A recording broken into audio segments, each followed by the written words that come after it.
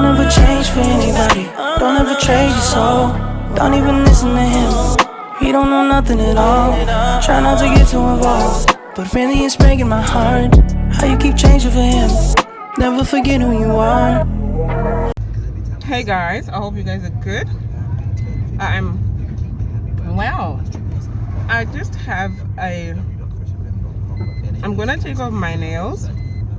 They are definitely long overdue. And then I'm gonna put under nails maybe around Thursday or so.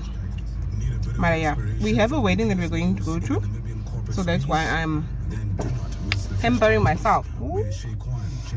Anyway, yeah, it's just that I can't seem to have a stand for my phone in the car. The stand I had, as those things are breaking, I don't understand. I know I'm very rough. That's one thing I know for sure. I know I'm very, very rough. Mara, what must can happen? Guys, I'm going to my nail technician and I totally forgot where she stays, eh? I'm gonna remove these things off. I have a wedding the weekend. Oh my goodness, my mother is here. I have a wedding the weekend, and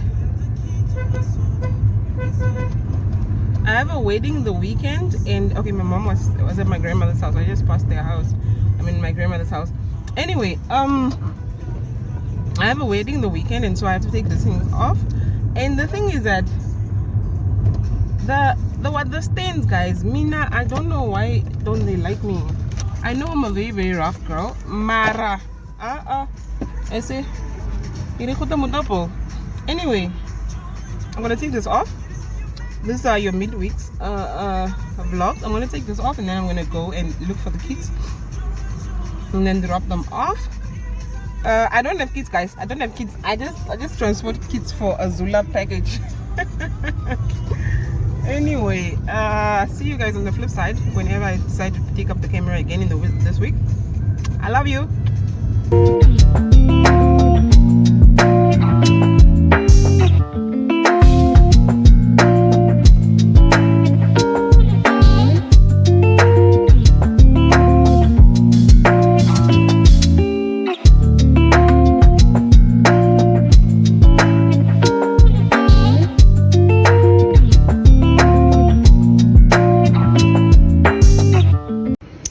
Guys, my watch is demanding I take a walk.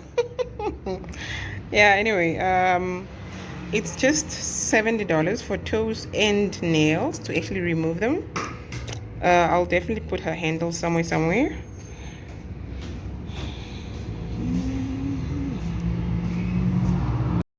Hey guys, I got my nails cut off. Not really cut off, but yeah, she took them off here.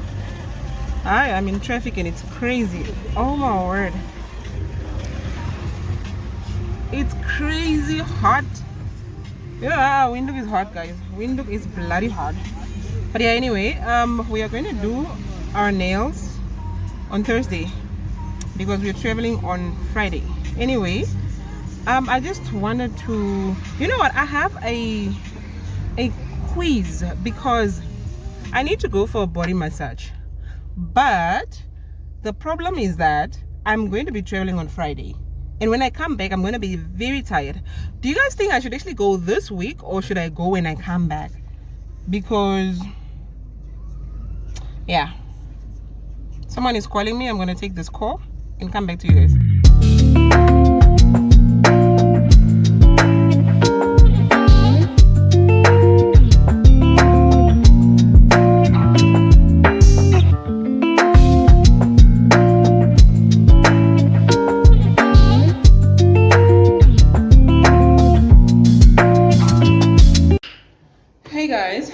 I just got home. I'm quickly busy with a few works. The time is, I don't know, it's 3 o'clock. The time is already 3 o'clock. We don't really have much that we're gonna do today, so I'm just gonna slate up here. I'll definitely see you guys tomorrow. Hey guys, I'm done with the work that I was actually doing. I'm starting training today. I'm starting training today with a personal trainer. Let's go check my current weight. Let's go see what is my current weight and see what we are working with.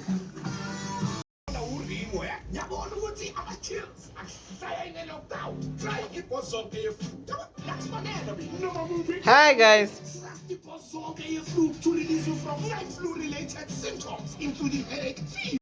Yes, that's what we are dealing with, guys. That's exactly what we're dealing with. 83 kilograms. Mina, all alone. Yo, hi guys. But yeah, I can't believe I'm 83. But yeah, anyway, we're starting today. Today is you guys already know what date is it. So I'll have to take this workout very, very seriously the whole entire month, and then we see how it works.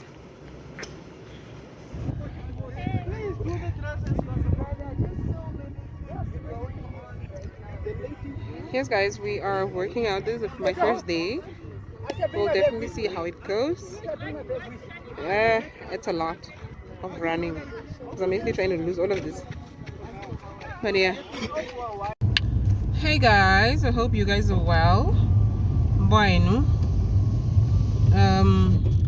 I can't stress this matter enough. The matter of kids being protected. And not, you know what, ne? And it's so funny how elder people are going on, yeah, no more kind while how dare you do that to a child that age? But then coming to think about it, ne? The reason why this is not common, it's just because it's not recorded. It doesn't mean it hasn't happened to us. It just means it's not recorded. We had gone through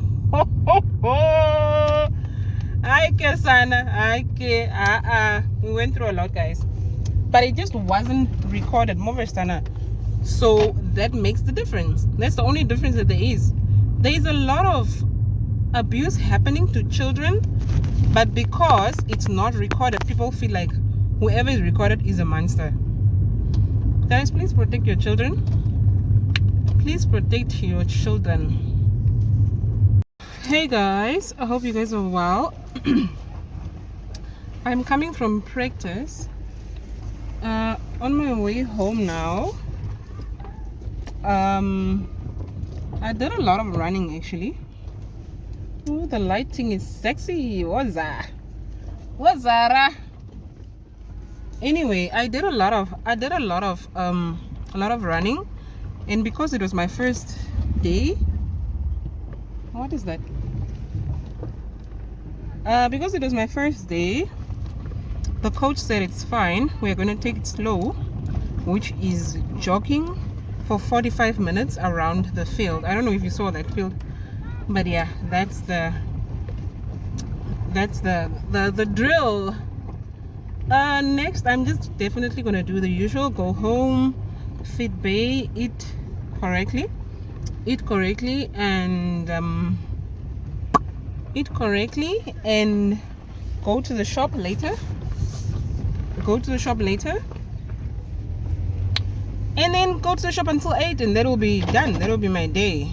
But for right now, workout is done. I think I'll just close this vlog off of here, man, because this day off of here, because it's klaar, bra. It's genoeg.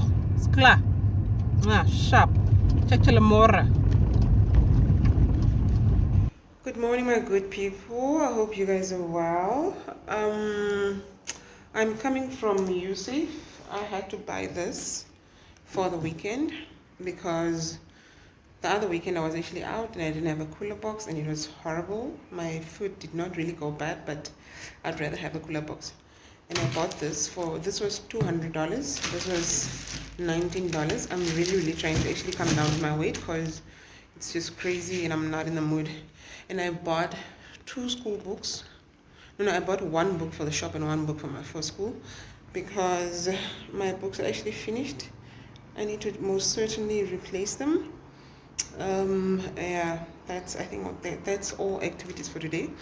Later I'll still be going for training. I'll be going to class at 11. I mean at 10. Right now the time is to 8. So I'm actually back home to just rest a bit until 8, until 9:30, 9:40ish, so that I can actually go to class or maybe vlog that a bit.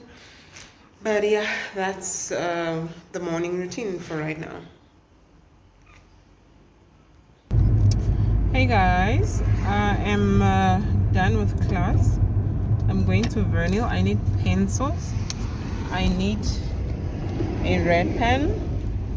I don't think I need too much of pens for me, but we'll see how that goes, because I've just realized that I do not have pens to save my life. Well, taxi driver. Coming from training, exhausted of course, but not as much as yesterday. I don't even think I was actually exhausted yesterday. I think it's just a matter of not being used to the workout and being tired within the workout. But when I'm done, oh, my mouth is wet. But when I'm done working out, I'm actually loving it. I want to go back. Every time I'm done, I want to go back. But yeah, we strive. We see how and where this whole thing is going to get us. I really need to lose a lot of weight, because the weight I have right now, it's ludicrous. It's so unnecessary. I don't need to be this big. I can't be weighing 81. Like, what 83? Like, any? Waar past it? I see. I'm actually very, surprisingly, I don't know how to explain that feeling. Mara, that's how I feel. I feel more, that's how I feel. But yeah guys, I'll definitely close off this day here. I'll see you guys tomorrow. There was actually nothing to this day. I just did a few shoppings and then I cooked. I'm sorry guys, I didn't really show you my meal. I ate mixed veggies, like the ones with broccoli and carrots. I ate mixed veggies. I ate what is that, the red thingy, beetroot. I ate beetroots, and then I ate borscht. Coming to training, my personal trainer tells me apparently I ate a lot of borscht, because I did actually eat a lot. I'm only supposed to eat the size of my palm, and I ate a lot. But yeah, anyway guys, I'll definitely see you guys some other day. Bye.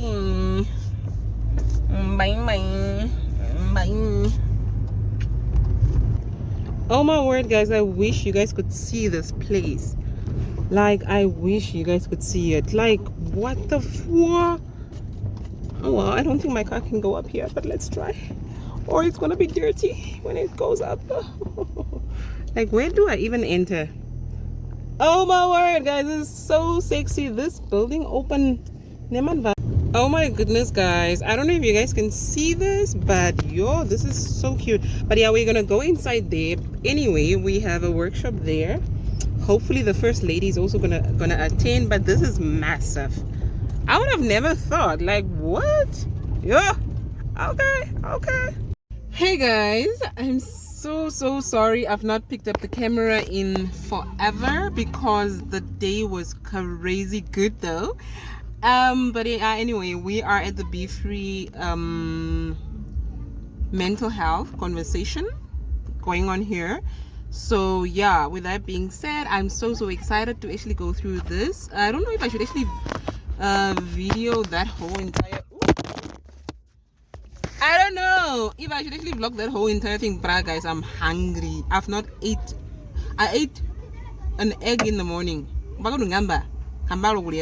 But yeah, anyway guys, I'm gonna go inside now. Oh, the wind. Yo, the wind. Yo, the wind is being crazy out here.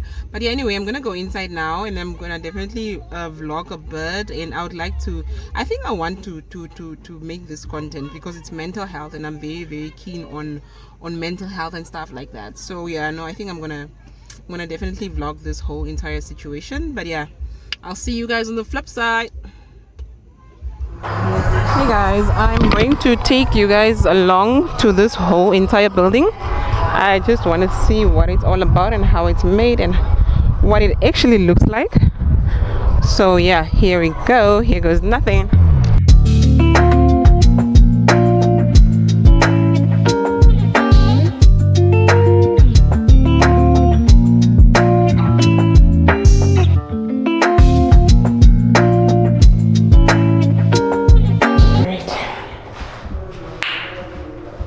Your girl is here, although she's tired.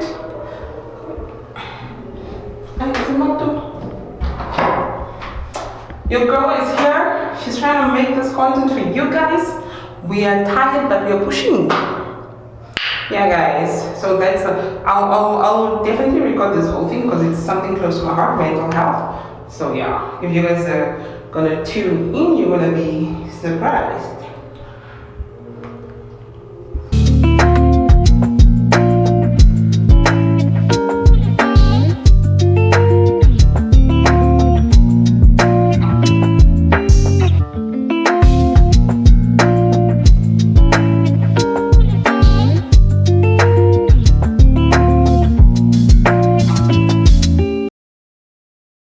We are going to be starting a bit shortly, so can't wait for us to begin. Are you guys happy? Yeah! Are you guys ready to see you, sir? Yeah! I thought so, not me. Wonderful. Yeah, man, don't you guys think that the building is really beautiful, don't you think? Oh, yes. So yes. What we want now is that for you guys to be coming here more often. This is going to be a place of hope, a place of, you know, everything that you feel like you can do here. A lot of things are going to be happening here, a lot of exciting events, specifically focused on us, the youth. So you guys are lucky, and of course, I think we should give a round of applause to, you know, the Office of the First Lady, One Economic Foundation, and of course, Be Free, for making sure that this facility is brought closer to the people, and that is also made for us. So please, let's give them a round of applause. Yeah?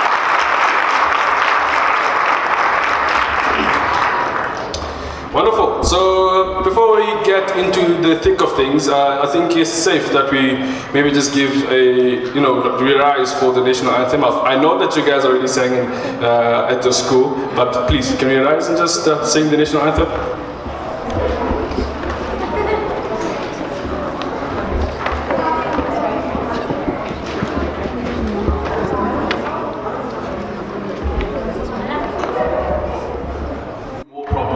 I mean, depression itself is already like an issue, but I mean, it was not really the best thing for me specifically. You know, there was a time I was having some sort of depression. Sometimes, like, you try to understand what exactly you are feeling. You're just feeling negative. You're not happy about something, right?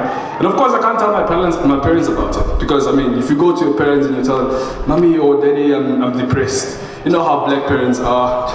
You know, like, they will not take it seriously at all. My then partner at the time, girlfriend, if you want to call it, I thought this was like the best person to go and share my story with, you know. So, you know, I come to her and, you know, I tell her, you know, babe, I think I'm depressed. You know, she just gave me this look like, and I'm like, babe, I'm not fine. Like, I think I'm depressed, and we need to talk about it. I need help. I think you should help me. I can't talk to anyone else but you. But you know, she was like, so who is she? You know, I'm like, who is she? What do you mean? Like, I have a problem here. Can we not talk about it or find me help or something? Like, give me your phone. Give me your phone. Who is she?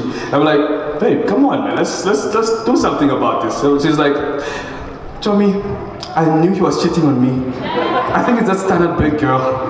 But nonetheless, that's just was like, it brought me more problems, so I had to get out of it, you know, immediately. Should speak up, as I see mostly it happens with the gents, because you know there's toxic masculinity going around. It's okay to speak out, okay?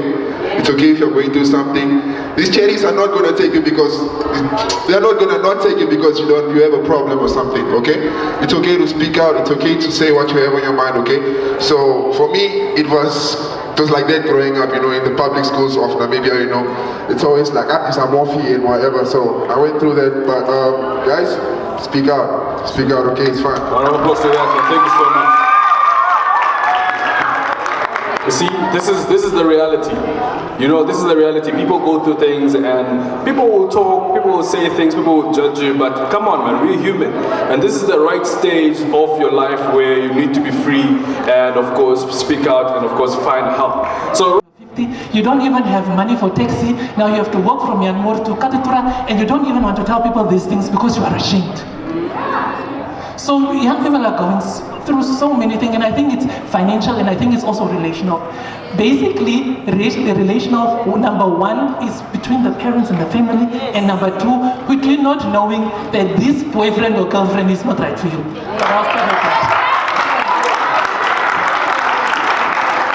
So much for that, Alex. Really, really well described there. I think it's really, a lot of people, like I saw, the crowd just reacting to that, and I think they could really relate. So it's really important that we have this conversation so that you guys can relate to it. And of course, later on, we'll be hearing from you, of course, just to find out what exactly is happening in your lives. And I think it's a really important part. But going to, Ms. Delphi, it's really important that you are here as a parent and as a teacher, but I think I want to hear both perspectives when it comes to the topic of mental health. What can you say is something you have experienced as a parent when it comes to children and as a teacher as well? Like children when it comes to depression. Have you ever noticed something like that in your class or maybe at home? What is really the problem when it comes to mental health and what do you think should be done? Before I answer the question, let's give a big shout out to Flon for this opportunity. Absolutely. Thank you. I think the biggest problem with us, the adults now, is that we don't want to create a platform where we can sit and talk to our learners, to understand them on the level that they are. Because at the end, me as a parent needs to open up the door for my child to at least sit and talk to me, to let me understand that this is the problem that I'm going through. Mama, this is what is happening with me. Can you come halfway for me? So at the end, many of the learners and kids, our own learners and learners at schools are really going through mental health. Every day you see a child that is cutting herself, a child that is suicidal because of social issues that are happening at home, because of bullying at school, for example, because of not passing in class, because of competition in class, whether it's clothes that the child is wearing, whether it's like just the basics of not passing. And then the others will be like pointing at you like, every time you are getting a 0 in class, every time it's you failing. And then at the end, you will see that this child is getting, or is being withdrawn and not opening up in class. So these are like red flags that one has to experience. But my point of view as a parent is, we as parents need to have an open door relationship with our kids. Because things are not the same as it was earlier, where you could just shut your door and then let the kids, do whatever they want. Things have changed. So whatever is happening, if it's like you as a parent have to dance with your child, let's dance. If you as a parent has to take care of your child, like going to church with the child, then it will be open for this child. She was dancing with me, why can I not follow her to church? She was doing this with me, why can I not do this with her? So let's open up the floor and have this platform with our kids, just to sit and listen to them, to understand what they are going through. Thank you so much for that. I think, Ms. Cynthia, you want to add to that? Can you hear me? Oh, yes. So I want to add to what Alex was saying, and also to, sorry I forgot your name. Miss Jimmy. Miss Jimmy. Yes, also to what Miss Jimmy was saying. That how is trauma intergenerational? Now we talk about depression, we talk about anxiety, and my experience is that in this age group, anxiety is very, very high. Depression is very, very high. Earlier, we heard about that 29 children committed suicide. Children. And, you know, we want to pretend that we don't have mental health issues. The older generations say things like, you know, you are trying to, you know, you don't have stress, you're just trying to come, you want things, you know. I have a lot of people in therapy who say, people look at them and say, oh, you're a liker of things, why are you going to therapy? But how does trauma happen? If I'm pregnant and I'm going through a stressor in my life, literally the baby that I'm carrying, the amygdala, which is kind of the scanner for danger, becomes bigger. And now this child is born, and maybe the circumstances are not so tough like they were on me. And so this child does not really need that big amygdala. But because they have it, they start seeing problems everywhere. They start seeing, they start to feel like I'm not safe. And it's that feeling of I'm not safe. Trauma predates our ability to talk. You can remember things while you're in your mom's womb. You just know that I'm not liked, I'm not wanted. But you can't really explain it because maybe it's not so overt. And in our black cultures, you know, I'm Herero, you know, it's like, yeah, you know, I'm going back to school, so can you please take care of this child? And then the child is given to another person. And the first 7 years of a child's life are so important. And when in that time there are so many disruptions, the child will experience trauma. And our everyday experiences, so many times we don't even know that the way we act, the way we think, that those are all things that stem from trauma. You know, we think this is just the way I am. And then parents also make it difficult, exactly with what Alex was saying. They make things difficult because they don't understand why you're stressing. And maybe your stressing is stressing them as well. So, and you have parents screaming at you, not able to control their own emotions. They are not able to control their own emotions. But they expect you, who's the child, who is going through all of these hormonal changes, and mental health issues are influenced by hormonal changes. You are going through those things, and now you're expected to act in a certain way. You're expected to regulate your own emotions, while the older person is not able to do so. Who taught you to regulate emotions? When a baby is born, we are born without the ability to self-regulate. So you are completely dependent on your caregiver. And we have two needs. The one is to be attached to your caregiver because it serves us. If your caregiver is taking care of you, now you want to be attached to that person. But now you grow and you look at, you want to say something or you're told, you can't do that, don't run around, don't, you know, then you start to think, if I act in a certain way, the one need is to be attached, the other need is to be yourself.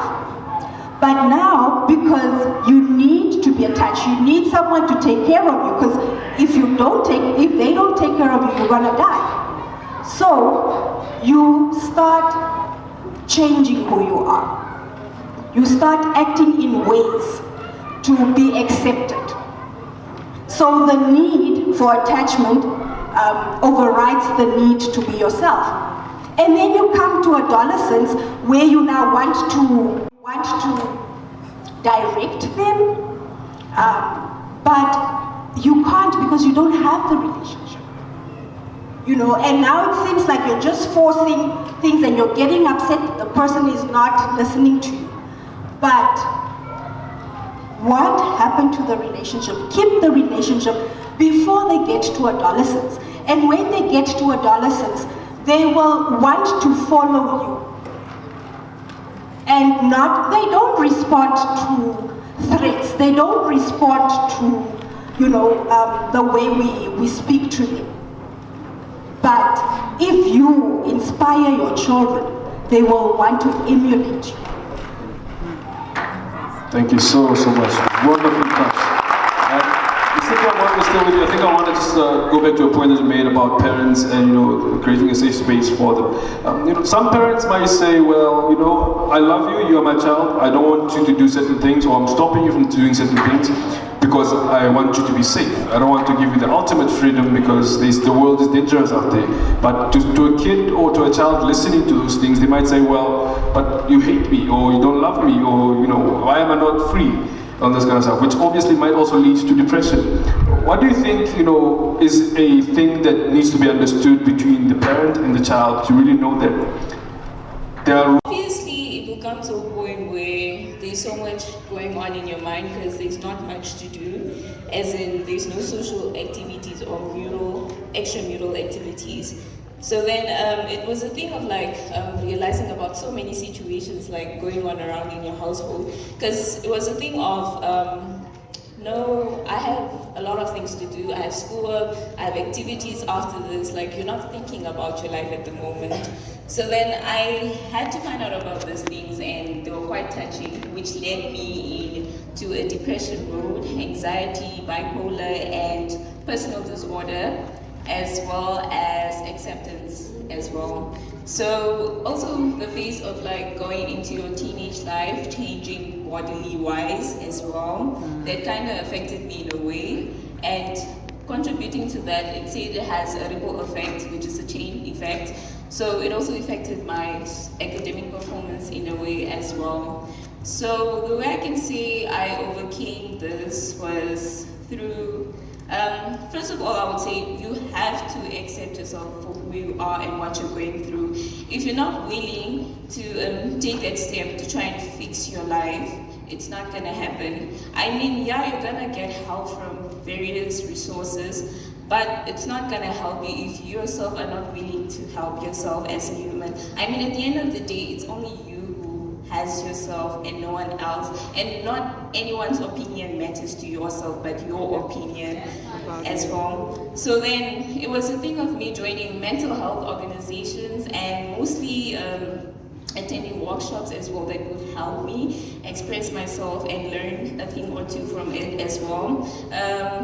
Also having a therapist as well, and I had a workshop, mother to daughter workshop as well. So then my mom also learned a thing or two from there that, oh yeah, actually we are struggling from mental illness and it's quite a severe thing as well. So yeah, and I can say I am in a better place right now, and hopefully it continues to be that way. And also just parting from things that distract you in life and setting goals and priorities, regular exercises, and getting back into extramural activities that you yourself used to enjoy before, like journaling, reading, attending workshops of other activities outside, maybe like sports and other extramurals as well. So yeah, thank you for the question. Thank you so much for the response. I think one of the really important points that you touched is that you finally broke through what you're facing. I think let's give a round of applause, please, for breaking through that process and of course sharing this story with us. Really, really inspirational.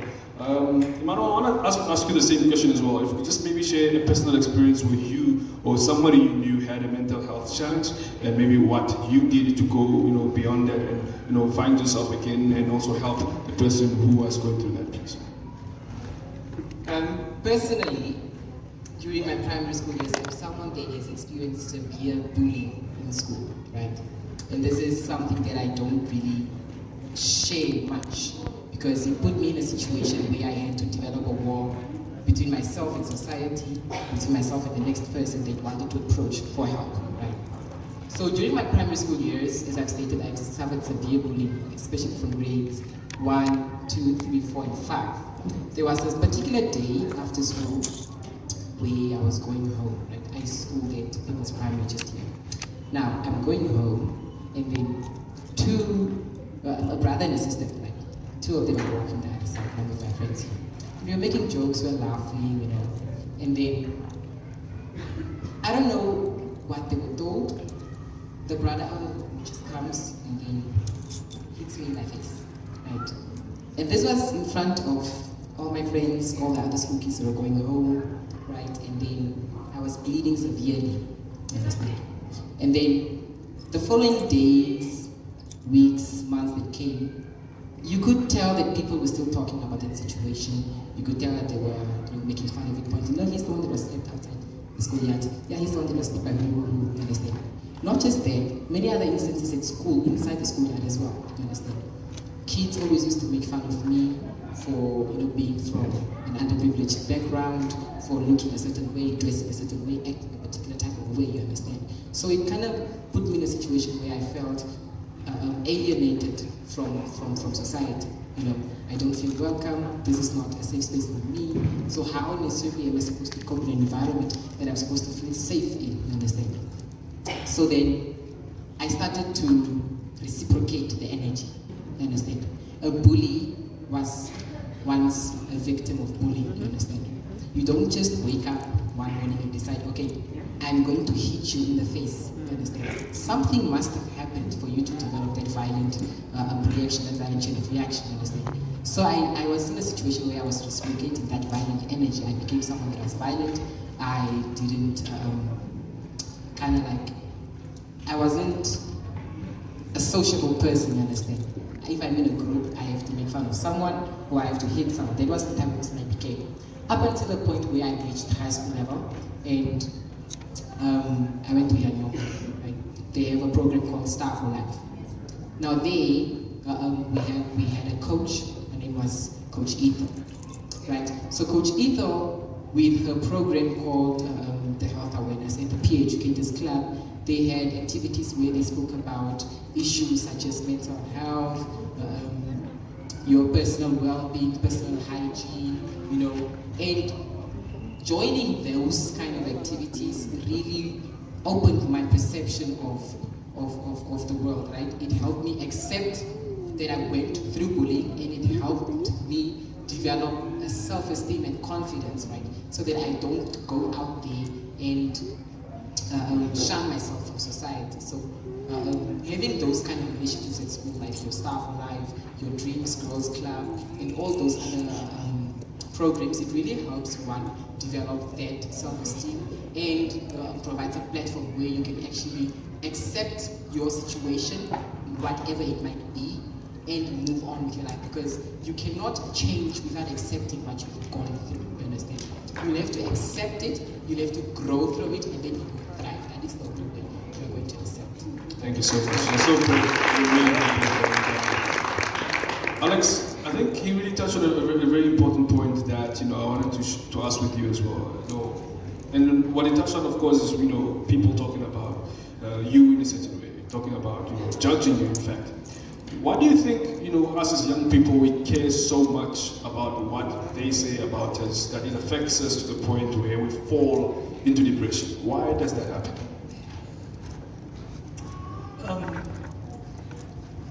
That would go back to what Cynthia was saying.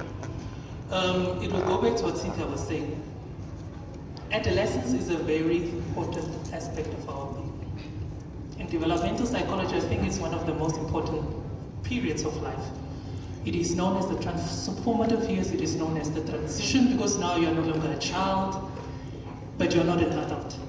Jy kan nie meer met die klein kinders speel nie, but you cannot sit with the big people.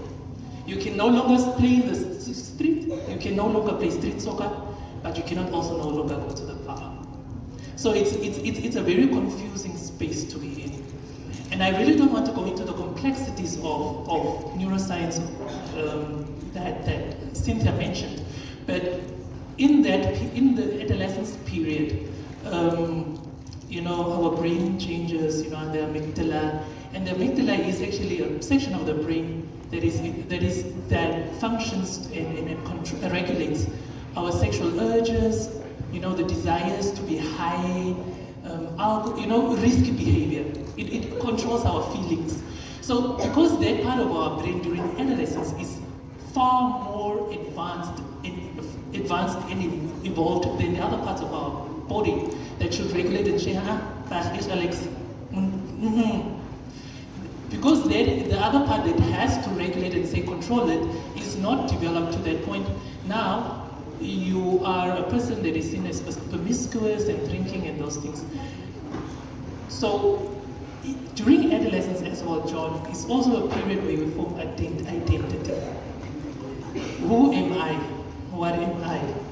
Your identity is highly influenced by the type of caregiving you have been. And I'll also not go into the complexities of how you develop personality because it's a very long and stretched out thing.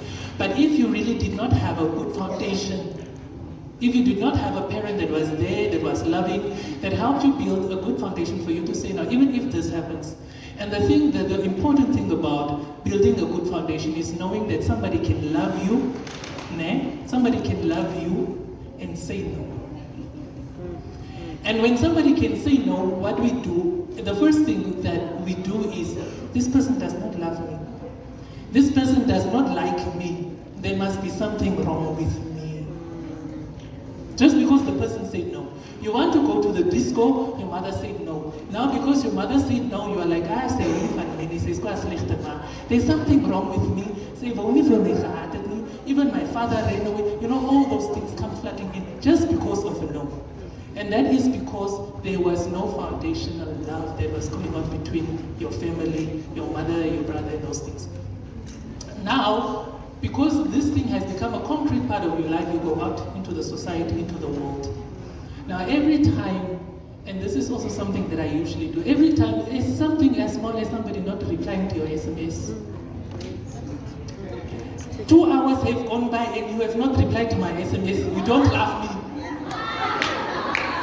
Yes. Or your friend, your best friend, is one day just decided he's going to eat with another person. Yeah, you are gossiping with me with that person just because the fact that you don't know how to be grounded, the anchor that should be love is lacking. Or the acceptance that you crave is lacking, because with love comes acceptance, nurturing, all those nice things that have to be there. But the problem that we as people don't understand is that with love also comes no. With love also comes sadness.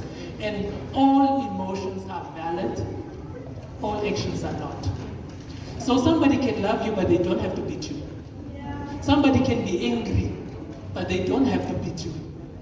So all emotions are valid, all actions are not. So the fact that we start to self-sabotage, the fact that we start to be insecure, the fact that we start to self-doubt, all those negative connotations that are associated to personality is basically that the right foundation, the needed foundation, as Cynthia was saying, in early childhood, was not placed. And we go on with that from the house because you are coming from somewhere and you go into somewhere.